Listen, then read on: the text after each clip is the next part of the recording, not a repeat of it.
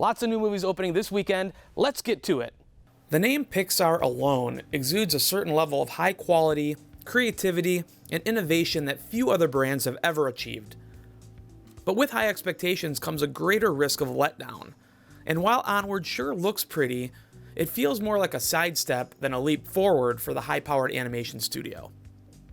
There's magic in the idea of Onward, though. It feels very Pixar-esque in that it imagines a world and an ecosystem with an incredible amount of detail and creativity, in the same way that A Bug's Life or Cars or Toy Stories did. In Onward, we're shown a world full of magical creatures. Think unicorns, fairies, centaurs, and elves. But it's a world where technological advances have all but sucked this universe dry of any and all wonderment. While it's admirable that Onward features a brother relationship at its emotional core, some are calling this Frozen for boys, it also ponders some real adult themes. What would you do, what would you say, if you could bring back a loved one for only a short time? As we would expect, this movie delivers some strong messages about being mindful of who you do have and how you do spend your time, instead of dwelling on what you don't have. In a world full of connectivity and social media, we are as disconnected as ever.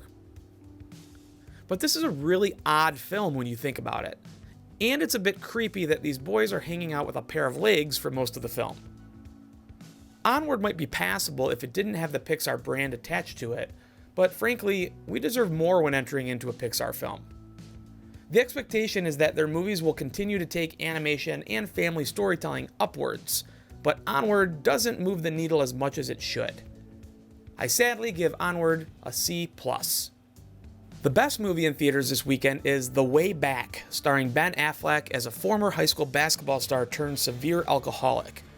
He's asked to coach the team at his old school and finds his way back into the world.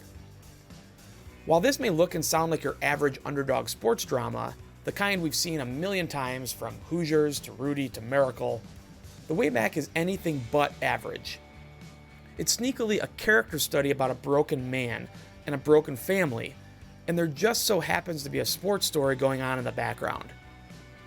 Like Rocky, it ends up not being about whether they win or lose, it's about a man finding his place. Ben Affleck is simply terrific in a role that is a bit close to home for him, and I was really impressed with how effective this movie handled its characters, this material, and this genre. The Way Back gets an enthusiastic A- from me. There are lots of other movies opening up in theaters and on streaming services this weekend, all of which you can find my written reviews for on our website, movieshowplus.com. But here's a quick rundown, starting with Greed, a satire about the filthy rich starring Steve Coogan and Isla Fisher. Greed is in theaters this weekend. Available on streaming this weekend on Netflix is Spencer Confidential, loosely based on the cult classic 1980s TV show Spencer for Hire. It stars Mark Wahlberg, who pairs up with director Peter Berg, who he's now worked with in 5 films together. Last and certainly not least, and coming to Apple TV Plus this weekend, is The Banker, based on a true story about the first African-American bankers in America, starring Anthony Mackie and Samuel L. Jackson. For more detailed reviews of these and other movies, please check me out on Rotten Tomatoes. You can go to the site, search the critics list to find Tom Santilli, and you can scroll through all of my recent and not so recent reviews.